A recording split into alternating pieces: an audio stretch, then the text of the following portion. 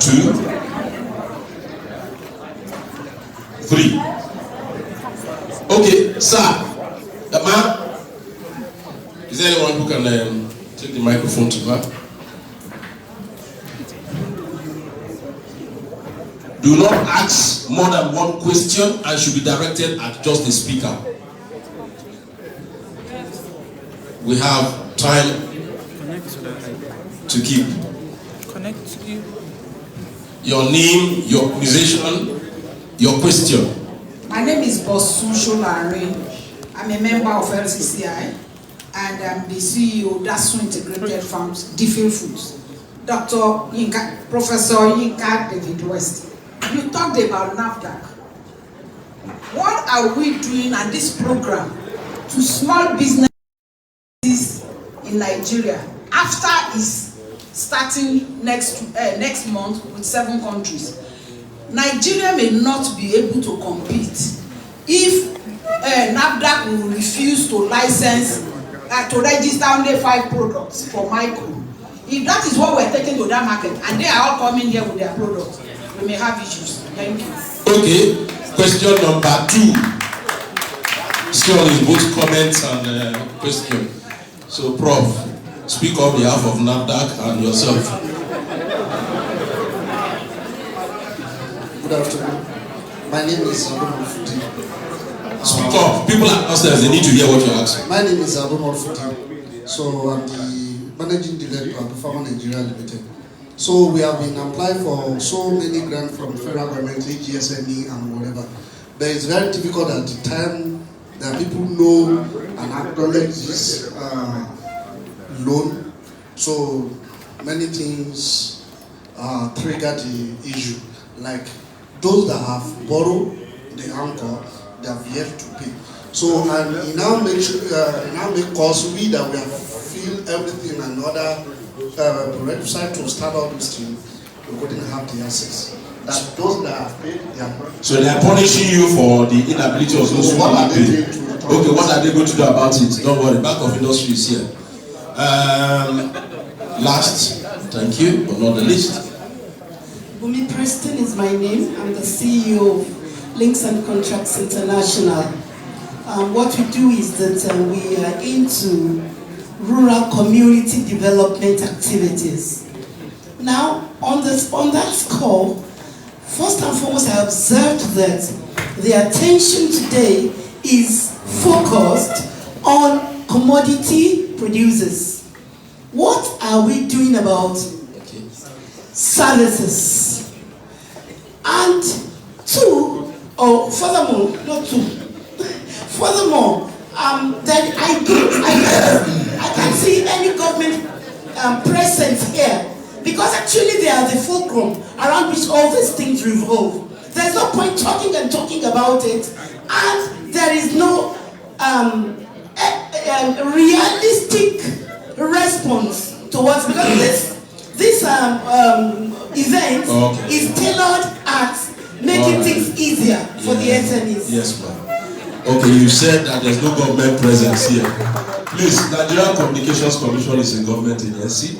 SMEDA is a government agency and has the singular responsibility of ensuring that policy framework for SMEs is implemented.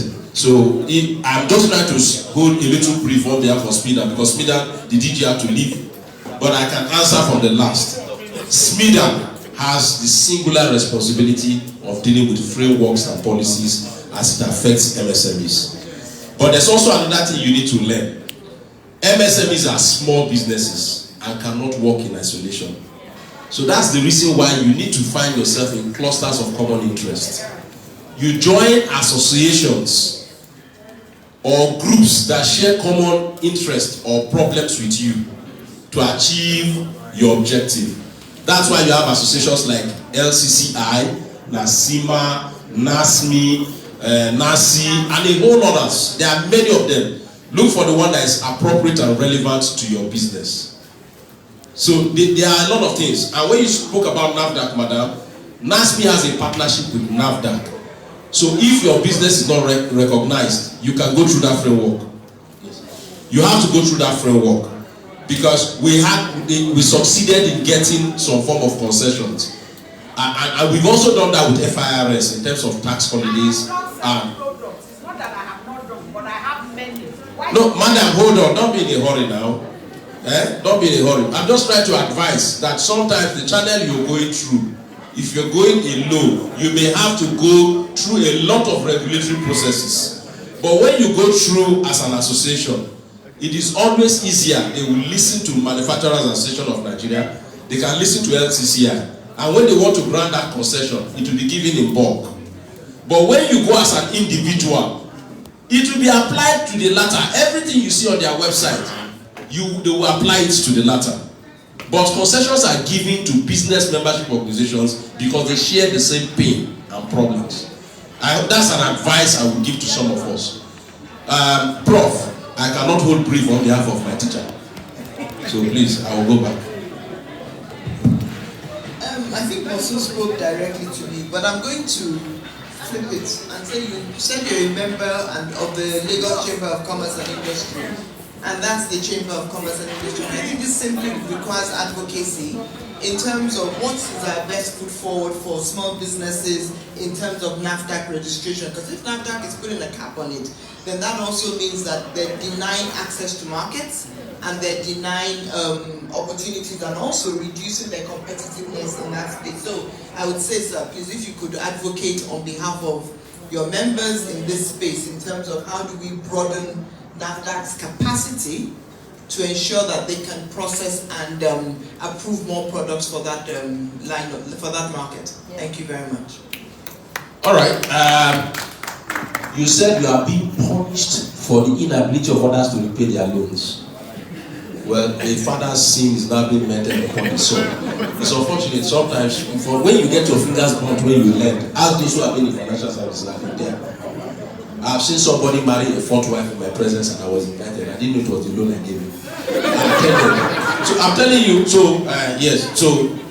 I'm telling you the experiences that people go through in the financial services sector. But it's not a justification why some people who genuinely have something to do with money will not be given or granted access. So the thing is, Bank of Industry is here. They have a presentation to give. And I will advise that you will get this answer after their presentation because they are going to be in a panel. That's for the second question, sir. This issue of anchor borrowers falls under CBN. I know that. It's not bad. The CBN is not here to hold people, but I can tell you from the experience, NISA, through the federal government through NISA, gave intervention loans and gave 1 year holiday for people who access those loans. As we speak, this is 1 year, 9 months. People have not paid. You see, people have decided to leave their accounts in zero and pay money to their wife's accounts so as to make sure that NISA do not deduct the loan. They give it to their friends. It's not some people to friends. So we know what is going on. But the thing is, sadly so, the people now who genuinely need the money, mind you that this money is not endless. It is fixed at a particular amount. If there's 10 billion naira and you disburse 10 billion, you expect some amount to come back. Okay, you want to speak to that? NASME wants to speak to that. So please, BOI wants to speak to that. NASME will also speak to that. And then we will start the presentation from BOI. Thank you very much. And then your question speaks to some of the challenges we have in Nigeria. A bank collects money from depositors. Okay, and for a government institution, the government provides funding for that institution. It is expected that when you give her that money, the money is supposed to circle. So you give, you collect, you give, you collect. Now when you give, you don't collect, it creates a problem. All the banks that have died in Nigeria, to use the word died, okay, moribund, CBN with a license, the reason why they left the market was because they could not collect the money they gave out. So it speaks to us as Nigerians, to our conscience, our character, comes to question. Because money has a cap. So if CBN said this scheme is 1 billion, that is the maximum size. It is expected that as they are giving, so people are paying back, so that it will be continuously be available. So when you don't call, when you give money and you don't pay back, it's unfortunate you are in this position. But let's advise all ourselves, please, when you take money from a bank, you owe it as a duty and a responsibility to the institution and to our country to repay back what you have taken. So I will advise you as follows. That scheme may not be available as you said because other people have messed it up. So you need to seek alternative window to fund your transactions. The alternatives can be, you consider equity funding, consider crowdfunding, consider visiting other financial institutions like Bank of Industry. If your product falls within our focus area, we can look at your product and support your business. But the truth, what you said, several people have experienced that. And we're all Nigerians, it speaks to character of our people. Because every credit creation involves 5 C's. Number one of that C is character. So when you collect money and you don't pay back, don't forget that what you are doing, your people going behind are the one you are suffering. Apart from yourself, your own children, your cousins, your nieces who are coming behind. We don't have others to that road anymore because you messed it up. So let's try and be truthful, honest. Whatever happens when you collect money, have it as an obligation to repay that facility to the bank, so that the bank are going to be liquid and going to survive to serve the another generation of people. Thank you. Okay, briefly, sir. Thank you. Just 1 minute, please. Okay. I'm one of the Enterprise Development Institute. I would like to share my experience. And the experience is some of the fault comes from the participants. The request for guarantors refuse to reveal the BVN. Some guarantors don't even have email address. Some applicant does not have email address. But they believe after training, automatically the loan will come. Case 1. Case 2, some of the applicants look at ACME's loan as national ink. I know categorically some that got the money when we started with 10 million. They sold the asset. That Shebi is bank loan, we will go to bank, we will go to court. They now cause problem for people now that NISA is giving 3 million. If the inflow is not equal to disbursement, how will NISA continue? And that is why some of the benefit may be diverted to where you said it be. Let's change our orientation. Let's change our mindset towards federal government intervention scheme. Thank you. I'm sure the answers to most of the questions some of us are seeking are not far-fetched. So, the truth be said, some persons believe that most FG intervention programs, even when they come as grant or loans, are just for that Christmas and funds. They are not. These funds were gotten from some development partners, if you don't know. And those partners are expecting some returns on their investments. So, if you are looking for a loan, state that you are looking for a loan. There's a difference between a grant from a loan. There's also the difference between from certain interventions from a commercial bank facility. So these are things you should know. So let us not waste time. I'm going to call on Mr. Olukayode Piton, the Managing Director, CEO of Bank of Industry, ably represented by my brother here, Obaro, who is the head of SME, to make their presentation. Please, a round of applause.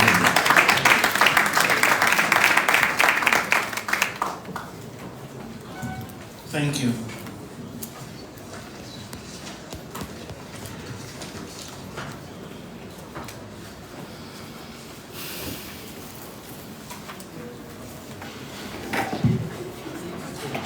My name is Obaro Osa. I'm the Divisional Head SME South. I'm representing my MD, Mr. Olukayode Piton, who is unavoidably absent because he had other official engagements. So I'm going to present this paper and make one or two comments.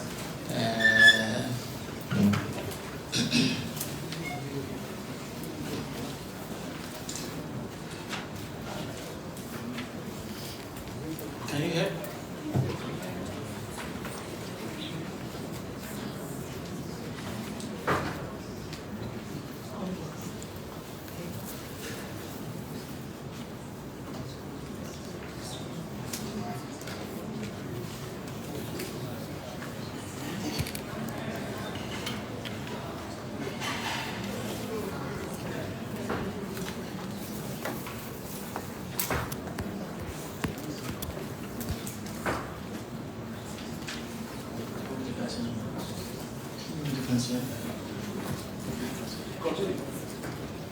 Okay. The outline of the presentation runs through introduction, MSMEs in Nigeria and overview, access to finance for MSMEs in Nigeria, current state, digitization, how can MSMEs benefit, MSMEs finance innovations, then BOI overview, where we talk about BOI in the bank, what we do, our services, and our presence in terms of spread across the Federation. Next slide, please. As has been said previously, MSMEs possess great potentials for employment generation, improvement in technology, in local technology, economic diversification, development of indigenous entrepreneurship and wealth. So globally, MSMEs play significant roles as engines of economic, socio-economic transformation and contribute to between 40 to 55% of GDP and about 50 to 80% of employment in most economies. That is coming from the World Bank. In Nigeria, they are credited with about 85% of total industrial employment and 96% of number of businesses. That's from Nigeria Bureau of Statistics (NBS). Despite this, Nigerian MSMEs face challenges with access to finance required for them to grow, expand, and increase their output. Next slide, please. According to SMIDA, I'm sure some of the data was also discussed by Professor. According to SMIDA 2017, but we now have the updated numbers. So I'm sure we'll try and update this in future presentation. But as of that report, we have about 41.54 million MSMEs in Nigeria. Of that number, 41.5 million, only 4.7 million or 11% operate formal enterprises, with 89% being informal. 41.49 million, 99% are micro enterprises. 41% of the micro enterprises are owned by women. In terms of ownership structure, 73% of them are sole proprietorship, while 14% are private limited liability companies. Thus, a narrative of MSME support in Nigeria is predominantly one that you consider 4 key words. 1, micro businesses. 2, sole proprietorship. 3, informality. And 4, gender.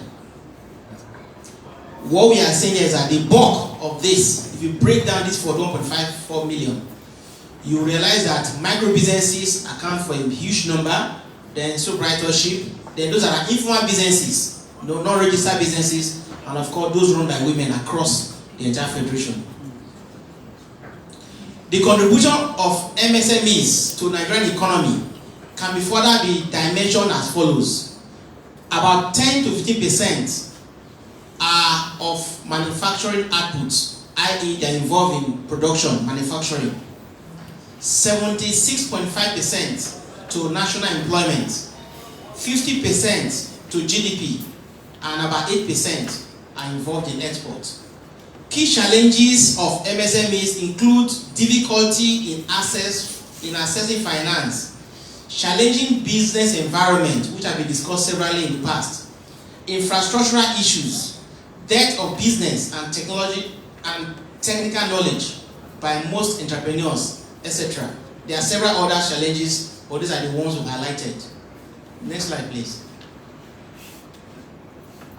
The MSMEs credit market is largely characterized by market failures and imperfections. Financing gaps in the Nigerian MSMEs is estimated to be about 617 billion.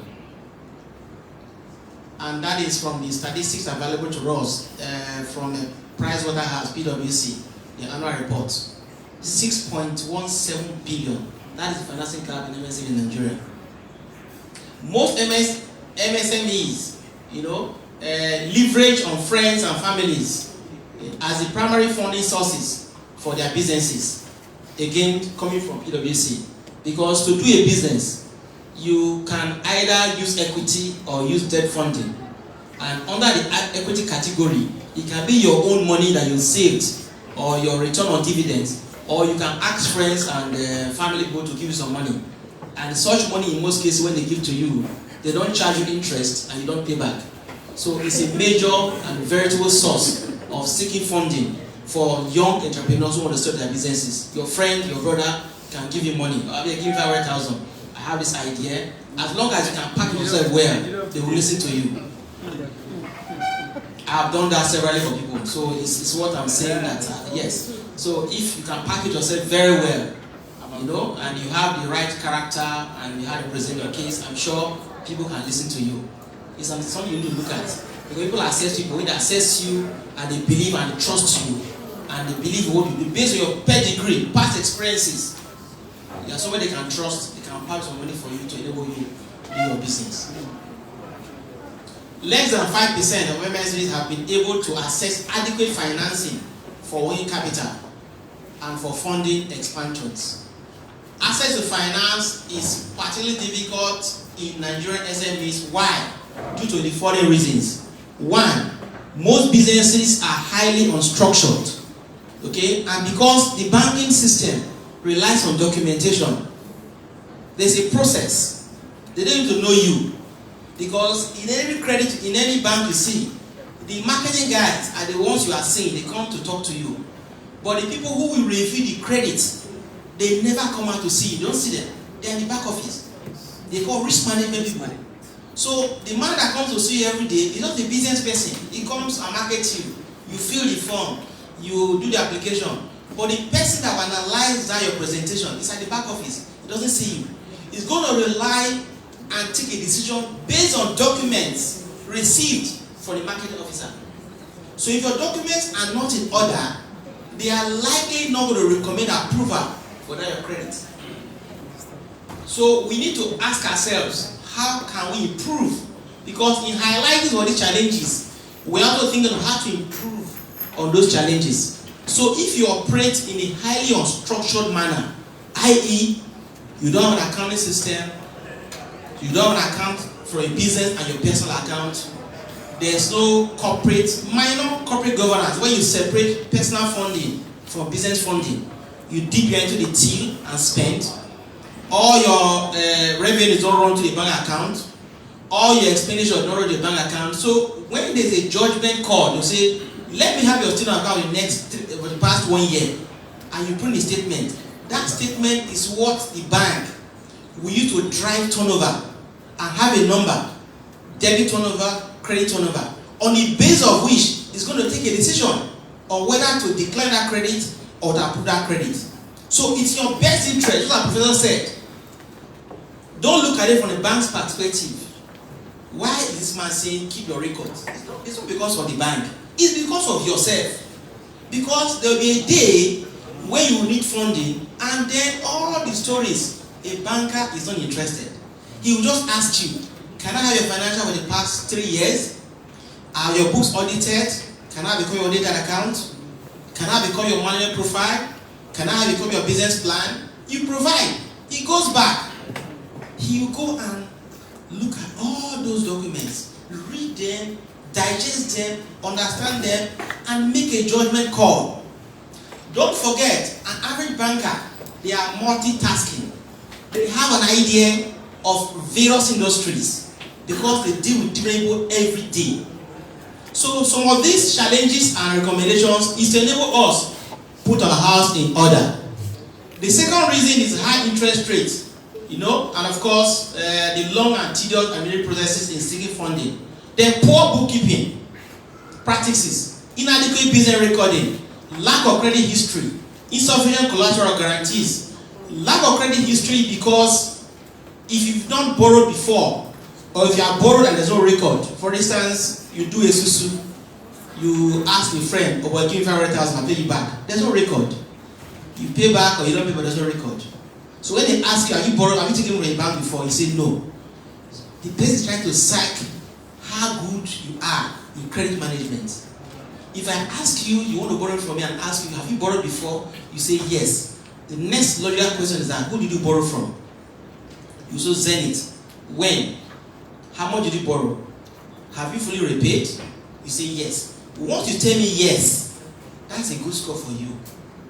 What it means is that you've exercised discipline of collecting the money from an institution and you actually repaid. Even if you tell me lie, I can check. Do you know I can check? Part of the automation. There's a credit bureau. When we started banking, there was no credit bureau.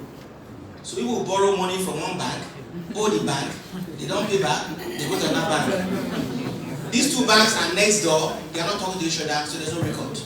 CBN came and said, oh, let's resolve it. Bam! Credit bureau. Today, borrow from Zenith, borrow from First Bank, come to BI, they will know. Borrow from BOI, don't pay, go to Zenith, they will know. So we are talking to each other now. It's changing the culture and the system little by little. So lack of bankable loan applications or poorly structured business lines. A large number of SMEs are unaware of different sources of funding available and how to access them. This point, I want to stress it. There are different windows of funding available to you in Nigeria today. Most of us don't know them. You can, just briefly, you can go to your commercial bank to borrow money. You can go to the microfinance bank to borrow money.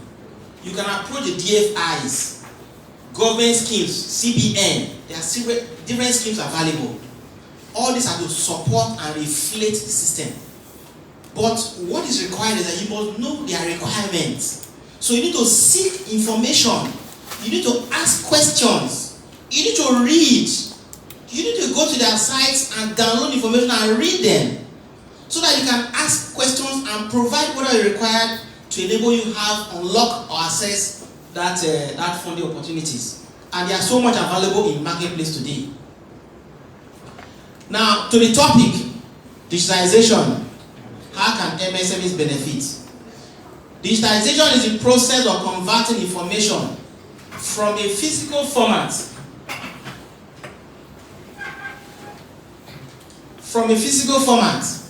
into a digital one. Digitalization, on the other hand, is a related term that refers to the process of leveraging digitalization to improve business processes. So whereas digitalization is just looking at one part of the process, you now try and automate it.